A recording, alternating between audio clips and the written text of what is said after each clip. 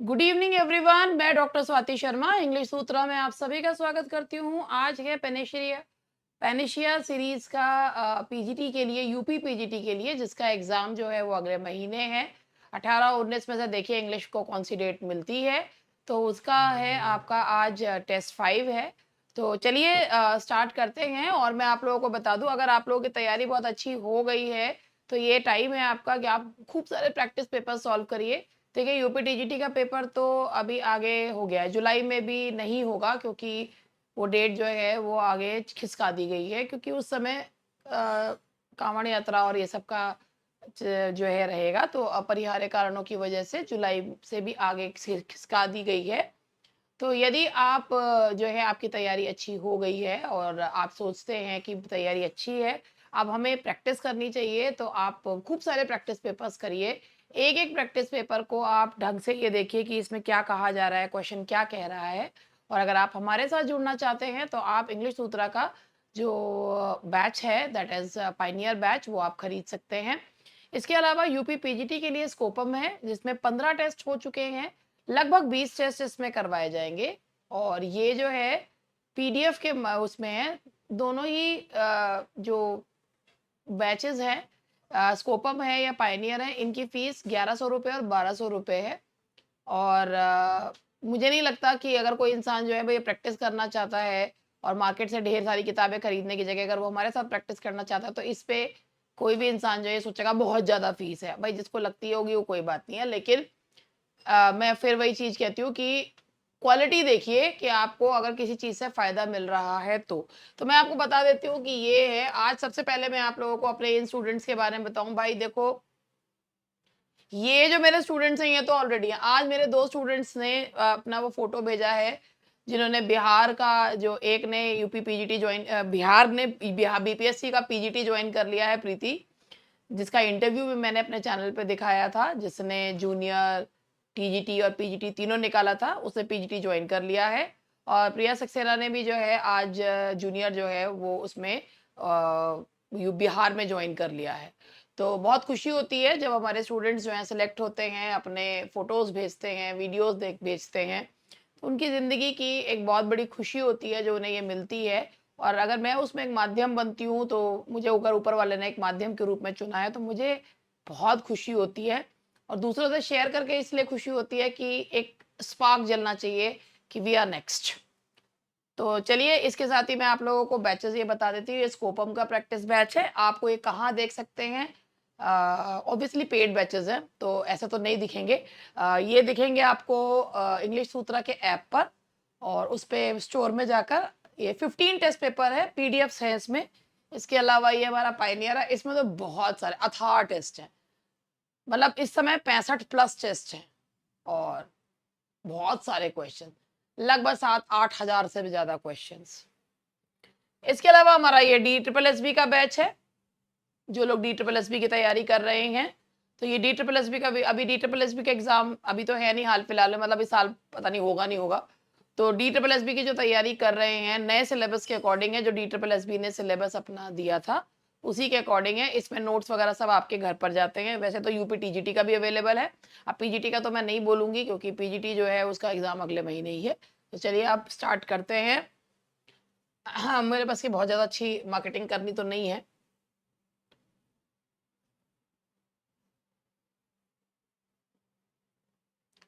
देखिए,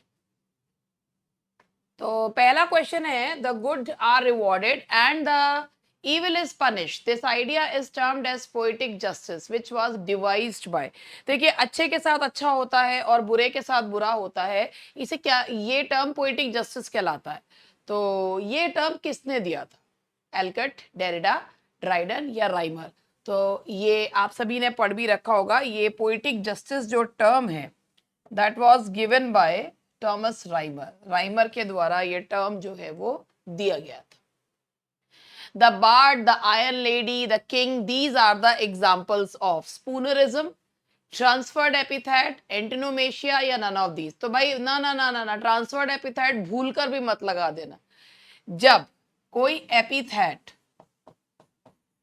सब्सटीट्यूट कर देते हैं प्रॉपर नेम से, यानी कि प्रॉपर नेम की जगह कोई एपिथेट यूज करते हैं, प्रॉपर नेम की जगह कोई एपिथेट यूज करते हैं, तो उसे क्या कहा जाता है? That is called एंटोनोमेशिया।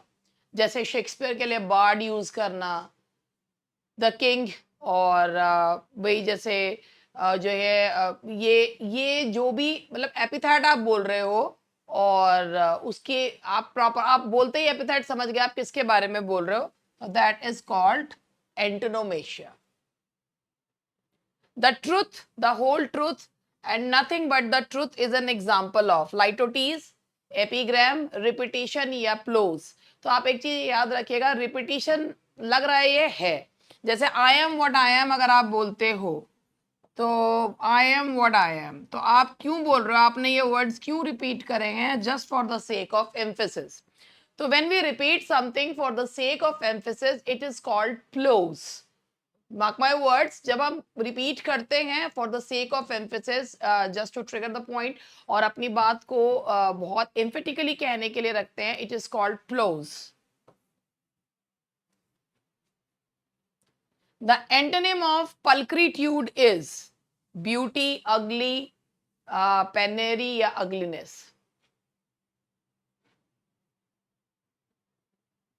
देखिए, पल्क्रिट्यूड मतलब होता है ब्यूटी, स्टेट, तो अगली या अगलीनेस में से क्या लगेगा? Pulchritude is beauty, beauty is an abstract noun, ठीक है। A beautiful, you can see a beautiful person, but the definition of beauty can not be given, ठीक है। तो ब्यूटी को नहीं देखा जाता है, ब्यूटीफुल साइट्स देखी जाती हैं, ब्यूटीफुल पर्सन्स देखे जाते हैं। तो pulchritude is an abstract noun. In the same way तो इसका होगा अगलीनेस, एंटोनिम होगा ugliness.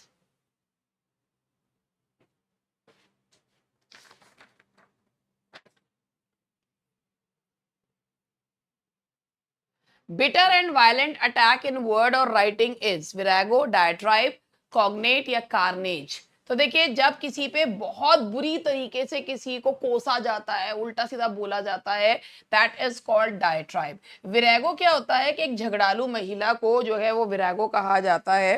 A woman, a bad tempered woman, a bad tempered woman is called bad tempered woman, ठीक है जी। Bad tempered women is known as virago, and cognate is connected, and carnage is slaughter, नरसंहार, that is slaughter. So the correct answer is B, that is diatribe. A destroyer of images or one who opposes the established institutions. भाई देखो, जो एक image को तोड़ता है, जैसे मूर्ति भंजक भी कहा जाता है, एंड एक मिल्टन का वर्क भी है ये आइकोनोक्लास्टिस। तो करेक्ट आंसर इज आइकोनोक्लास्ट, और जॉर्ज बर्नार्ड शॉ को भी एक आइकोनोक्लास्ट कहा जाता है। मिस एंड्रिस्ट, देखो भाई, ये आप ये मिस मतलब होता है हेट, एंड्रो मतलब होता है मैं, तो वन, अगर मिसोजिनिस्ट बोलते, मिसोजिनी बोलते तो होता misogyny is hate for women, और मिसएंड्रिस्ट है, एंड्रो मीन्स होता है एंथ्रोप, या एंड्रो मीन्स होता है मेल, तो या मेन, तो वन हु हेट्स मेल्स या मेन कर सकते हैं, one who hates men. A woman who is separated, divorced or lives apart from her husband is known as, देखिए ये एक वैसे तो डेरोगेटरी टर्म है बहुत ज़्यादा, लेकिन जो है जो उसको बोला जाता है that is known as grass widow. Are you a descendant dash the royal family, देखिए डिसेंडेंट जो वर्ड आता है ना उसके साथ प्रेपोजिशन लगता है of, descendant of. His interest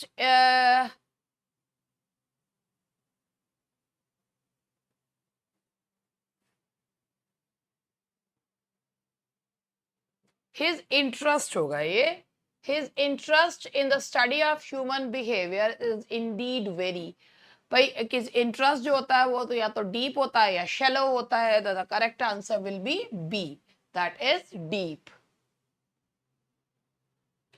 plural of women doctor, देखो जब अगर वुमेन डॉक्टर जो है वो जेंडर बताता है, मैन या वुमेन से बना हुआ नाउन अगर जेंडर बताता है तो दोनों नाउन्स जो हैं वो प्लूरलाइज होते हैं। लेकिन अगर मैन या वुमेन से बना हुआ जो नाउन है वो एडजेक्टिव का काम करता है, जेंडर नहीं बताता, तो बाद वाला नाउन प्लूरल होता है। मैं क्या कहना चाह रही हूँ, जैसे अगर मैंने बोला मैन ईटर, तो यहां पर जो ये मैन ईटर वर्ड है वहां पर ये जो मैन है it is working as an adjective, यानी कि नरभक्षी कहा जा रहा है। तो ये जेंडर नहीं बता रहा है, ये एडजेक्टिव के रूप में। तो केवल जो प्लूरलाइज होगा वो ये वाला होगा, इसका हो जाएगा मैन ईटर्स। मगर जब जेंडर बताता है तो दोनों नाउन्स प्लूरल होते हैं, तो यहां आएगा women doctors. I hope I am get you are getting my point. Achilles heel is, Achilles heels किसे कहते हैं? The high heels, one vulnerable और susceptible spot a point, once invulnerable और strong point, a man with sportsman spirit. तो देखो भाई, अक्लीज heal जो कहते हैं दैट्स अक्लीज, तो यानी किसी का कमजोर पॉइंट, दुखती नब्ज, तो ये है दैट इज वंस वल्नरेबल। कहां से लिया गया है? अक्लीज वाज अ वॉरियर एंड उसको जो है उसकी मदर ने एक होली वाटर में डिप किया था और वो उसकी हील्स से को पकड़ के डिप किया था, तो उसकी हील्स कमजोर रह गई थी and he was shot there, that is why he died. तो अक्लीज हील का मतलब ही होता है किसी की कोई कमजोरी। Which play of Shakespeare begins at the stroke of midnight? जो फोरबोर्डिंग टोन देता है 12 बजे, वो मतलब एक रात के जो है रात को शुरू होता है, and that is none other than Hamlet, a play of जो है जिसमें जो हीरो है वो to be or not to be, that is the question. और जिसमें नोबल इन एक्शन उसकी जो है उसके अंदर एक वो दिखाया गया है, उसका सबसे बड़ी कमी है, and this just because of this weakness of his he succumbed। और इसके अलावा उसके अंदर he was also suffering from, जो बाद में जो क्रिटिक्स है वो एनालाइज करते हैं, he was also suffering from Oedipus complex. Whom did Tennyson succeed as a poet laureate? Ben Jonson, Dryden, Wordsworth, none of these। तो देखिए भाई, टेनिसन जो पोएट लॉरिएट बने थे वो वर्ड्सवर्थ के बाद बने थे। और मजे की बात ये है कि Wordsworth was the only poet laureate who did not compose a single poem after becoming the poet laureate। तो वर्ड्सवर्थ वो पोएट लॉरिएट थे जिन्होंने पोएट लॉरिएट बनने के बाद कोई पोएम कंपोज नहीं करी, although he had to go through a several severe diatribe for this decision of his कि उन्होंने जब पोएट लॉरिएटशिप एक्सेप्ट करी थी। And after poet Wordsworth's death, Tennyson became the poet laureate। These are the statements of poets about Keats। Which of the statements are correctly matched? He is with Shakespeare, Matthew Arnold। Keats was a Greek, Shelley snuffed out by an article, Byron। तो only one, only two, on 1 2 3 तीनों ठीक है, क्योंकि ये Matthew Arnold ने Keats के बारे में कहा है कि वो शेक्सपियर के साथ है, और शेले ने कीट्स को ग्रीक कहा था क्योंकि उनका कीट्स का फैसिनेशन बहुत, he was completely love with Hellenism. तो उस चीज को देखते हुए शेले ने कहा था, और बायरन ने कहा था कि कीट्स की मृत्यु दिल टूटने की वजह से हुई। He could not bear that article of Blackwood magazine in which his Endymion was severely criticised. तो यहाँ पे तीनों ही ऑप्शंस जो हैं वो ठीक हैं, मतलब तीनों ये पॉइंट ठीक है, तो 1 2 3 आएगा। His father was a livery stable keeper. He had a license to practice as a pharmacist, but preferred to be a poet. He won prize for translating the first book of Virgil's Aeneid. This poet is, भाई देखिए ये वो थे जिनके बारे में कहा जाता है, I am a violet, dote me, खुद ही कह देते हैं, here lies the one whose name was written in water। और ये हैं हमारे प्यारे दुलारे John Keats.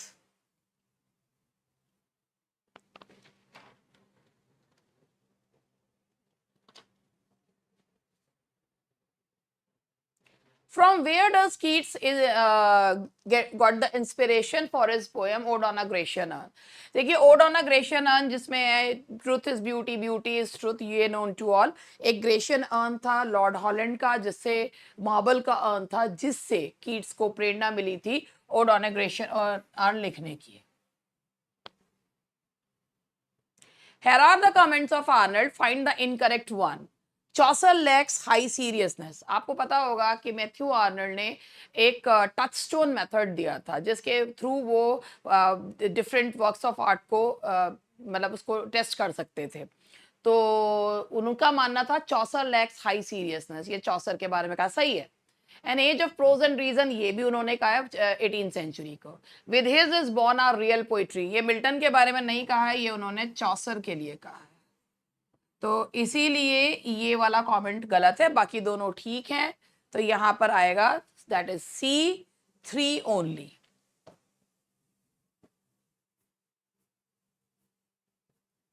Go through the following excerpts. Who is the poet of these excerpts? My mother only said, thank God the scorpion picked on me and spared my children. Night of the Scorpion. तो अब पढ़ के पता चल गया होगा, ये हमारी पिजन है, बाबू इंग्लिश है, इंडियन इंग्लिश है। Nissim Ezekiel, the father of modern English poetry. तो ये निसिम इस्किल के हैं, a mugging Jew, then suddenly the mark of Cain began to show her. तो ये है दैट इज निसिम इस्किल, जिनकी पोएम्स की मेन थीम होती थी एलिनेशन। ये याद रखिएगा ये term alienation. Consider the excerpts and the poem from which they have been taken, which is correctly matched. Oh, lift me from the grass, I die, I faint, I fail. Indian Serenade। एक चीज मैं आपको और बताना चाहूंगी कि ये जो आप देख रहे हैं, I die, I faint, I fail, ये किसका एग्जाम्पल है? एंटी क्लाइमेक्स का। होना ये चाहिए था कि I fall, I faint, I die, ये फॉल है, तो ये एंटी क्लाइमेक्स का एग्जाम्पल है। ठीक है।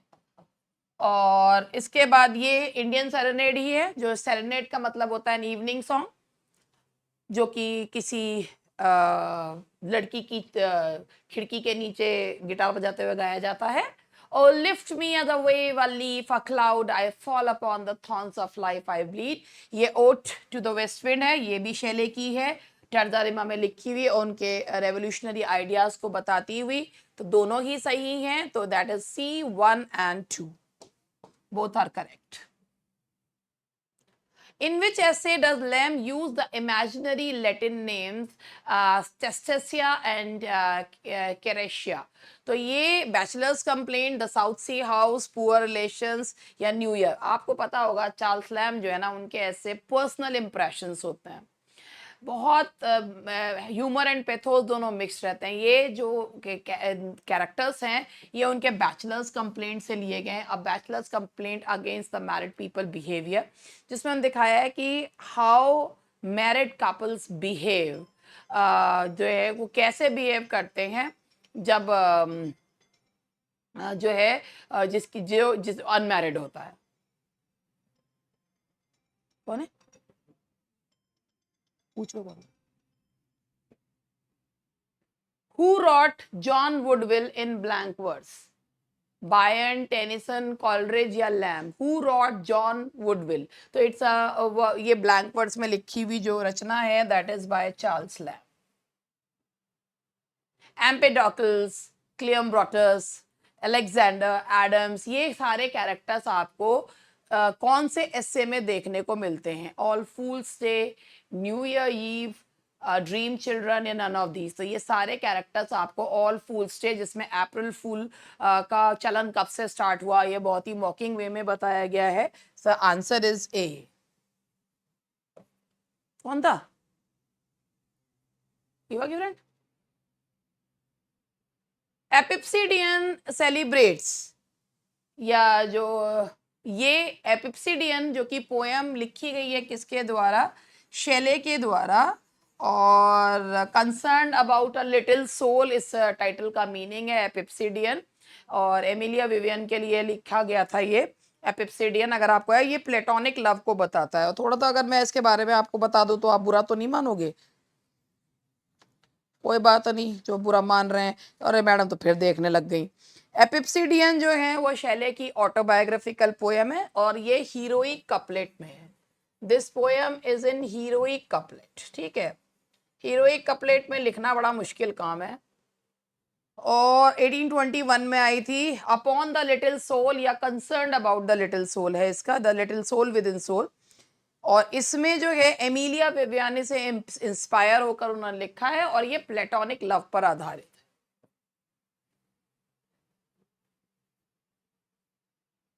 Match the following, Keats, Lamb, Shelley, Arnold. तो देखो मैच करते हैं। कीट्स ने कौन सा लिखा? That is the eve of Saint Agnes. 1 का डी। Lamb, Saturn in search of a wife. Shelley, the revolt of Islam.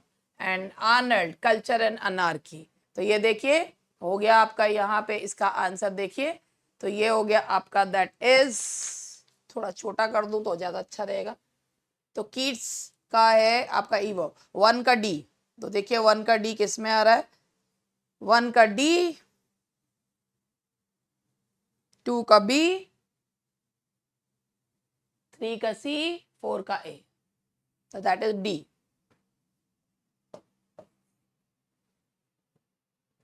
Matthew Arnold laments for the death of his friend Arthur Clough in The Scholar Gypsy, Rugby Chapel, Thyrsis, none of these. तो ये मैंने आपको पहले भी करवाया है कि ये एक पेस्टोरल एलिजी है। थायरसिस पेस्टोरल एलिजी है, जिसमें pastoral elegy means when a shepherd grieves over the death of fellow shepherd. तो इसमें Thyrsis is Arthur Clough and he is Corydon. Matthew Arnold was educated at Rugby and Oxford, Rugby and Cambridge, Rugby and California, none of these. बताइए. And that is A, Rugby and Oxford. Maud bears the autobiographical touches. It presents the story of love of a morbid hero for Maud. Side by side, it is Tennyson's own story of love for. आपको पता होगा mod एक वो poem है जिसने Tennyson ने war को promote करा है। मॉड उनकी फेवरेट पोएम थी, but for this poem he was severely criticised. तो मॉड जो पोएम है उसमें वो एक ऑटोबायोग्राफिकल पोएम है और टेनिसन अपनी प्रेमिका रोजा बेरिंग के से जो उनका मतलब उनका रोजा बेरिंग के साथ वो नहीं उनसे शादी कर सके या उनका प्रेम जो कंज्यूमेट नहीं हो पाया, तो उसको उसमें उन्होंने बताया है। Mooted Arthur was originally written in 1834 and was included in 1869 in Idylls of the King under the Ney title। तो मैं इसमें थोड़ा सा कुछ बीच बीच में मैं बता देती हूँ।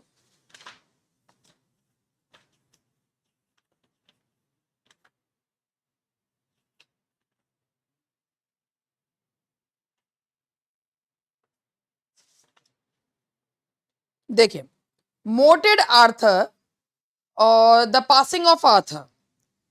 तो एक चीज को बताओगे, पासिंग ऑफ आर्थर ये पहले ना इंडिपेंडेंट पोएम थी, ये बाद में आइडल्स ऑफ द किंग का हिस्सा बनी। तो ये था द मोटेड आर्थर और the passing of Arthur. Mooted Arthur की प्रेरणा किससे ली गई थी? थॉमस मेलोरी के मोटेड आर्थर से। वो प्रोज रोमांस है और ये पोएम है।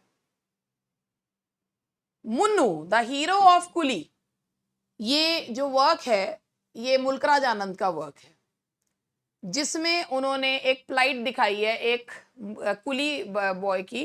छोटा सा मतलब ज्यादा बड़ा बच्चा नहीं है, और वो किस हद तक लोग उसको जो एक्सप्लॉइट करते हैं। और मिसेस मेनवेरिंग के घर में जब वो जाता है, वो रिक्शा भी खींचता है, दिनों दिन वो अच्छा खाना ना मिलने और उसकी वजह से बीमार हो जाता है और फाइनली टीबी की वजह से उसकी मृत्यु हो जाती है।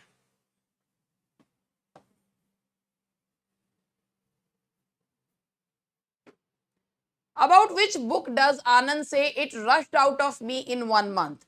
2 Leaves and a Bird, The Village, Across the Black Waters, The Private Life of an Indian Prince।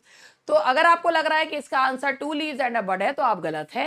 It rushed out of me in 1 month, ये private life of an Indian Prince के बारे में कहा गया है। ये कहानी जो है वो एक प्रिंस के बारे में है, और जब गंगा दासी है और किस तरीके से वो अपना मानसिक संतुलन खो बैठते हैं। Which poet is discarded by Eskill in his review of the future poetry? Tagore, Kamala Das, Aurobindo या Swami Vivekananda? And the answer is Aurobindo. Keats La Belle Dame Sans Mercy, ये ला बेले देम सांस मर्सी जो कीट्स की poem है, actually ये एक ballad है। ठीक है, और कौन सा बैलेड है, ये लिटरेरी बैलेड है, ठीक है जी। और बैलेड का मतलब क्या होता है, जो कहानी कहती हुई पोयम है।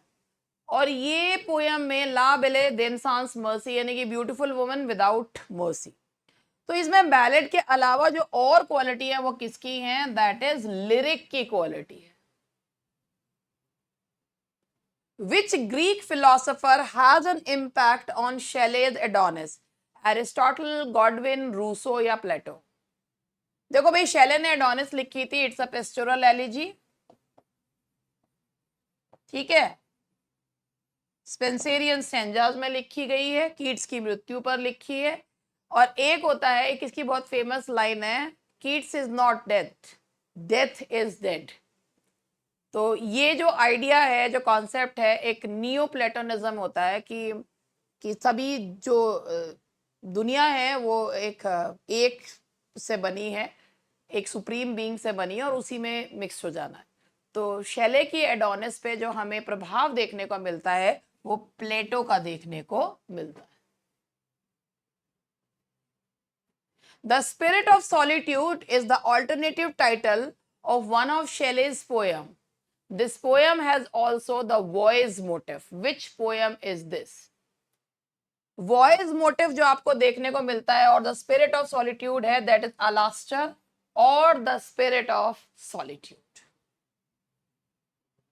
ये नाम उन्हें थॉमस लव पीकॉक ने सजेस्ट किया था। Madeline is the character of Keats, Madeline eve of Saint Agnes का character, while Prometheus is the character created by Shelley. हाँ, उनके द्वारा ओरिजिनली नहीं है, वो एस्केलस का है कि प्रोमेथ्यूज अनबाउंड है, बाउंड है, और इनका है Prometheus Unbound. The prime example of negative capability according to Keats is, negative capability का मतलब क्या होता है कि जो वर्क है, जो पोयम कुछ पढ़ रहे हो, उसमें जैसा है, जो दिखाया जा रहा हो उसमें बह जाओ, भावनाओं में बह जाओ, डोंट रन आफ्टर रीजन। और if you do so obviously you lose the beauty of that particular piece. और उनका मानना यह था कि जब वर्क के साथ राइटर की पर्सनैलिटी मिंगल्ड हो जाती है, you can not segregate the writer of the work, तो वो जो होती है नेगेटिव कैपेबिलिटी होती है, जो वो मानते थे उनके खुद के अंदर है और शेक्सपियर में। Latmos appears in Mount Latmos. Appear in, that is Endymion. A thing of beauty is a joy forever. The term egotistical sublime was coined by, egotistical sublime का मतलब समझिए कि egotistical sublime का मतलब होता है कि if a person talks about ego मतलब होता है मैं, और टी मतलब होता है talk, when a person talks about himself, खुद के ही बारे में बात करता है, और सबलाइम यानी कि जो अलौकिक चीजों के बारे में। तो ये यूज किया है उन्होंने विलियम वर्ड्सवर्थ के बारे में यूज किया है, ठीक है जी।